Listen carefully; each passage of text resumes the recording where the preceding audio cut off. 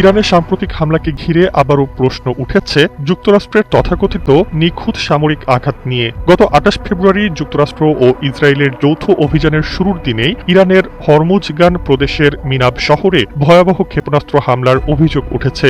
স্থানীয় সূত্রের দাবি, মিনাবের সাজারেহ তাইয়েবা নামের একটি বালিকা বিদ্যালয়ে মার্কিন বোমাহক ক্ষেপণাস্ত্র আঘাত হানে। এতে প্রায় ১৮০ শিশুর প্রাণহানির খবর প্রকাশ করেছে ইরানের বিভিন্ন সংবাদ মাধ্যম। যদিও এই ঘটনার দায় এখনো আনুষ্ঠানিকভাবে স্বীকার করেনি যুক্তরাষ্ট্র।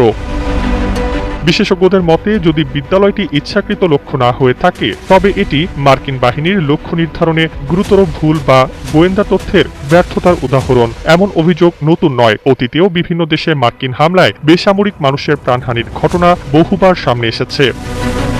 এক প্রতিবেদনে কাতার ভিত্তিক সংবাদ মাধ্যম আল জাজিরা জানিয়েছে, যুক্তরাষ্ট্রের সামরিক বাহিনীর ইতিহাসে ভুল লক্ষ্যবস্তুতে হামলার একাধিক উদাহরণ রয়েছে। এর মধ্যে অন্যতম ১৯৯৯ সালে যুগোস্লাভিয়ায় ন্যাটোর বোমা হামলার সময় বেলগ্রেডে অবস্থিত চীনা দূতাবাসে আঘাতের ঘটনা। যুক্তরাষ্ট্র তখন ভুল করে সেটিকে সামরিক স্থাপনা মনে করেছিল। ওই হামলায় ৩ জন চীনা সাংবাদিক নিহত এবং ২০ জনের বেশি মানুষ আহত হন।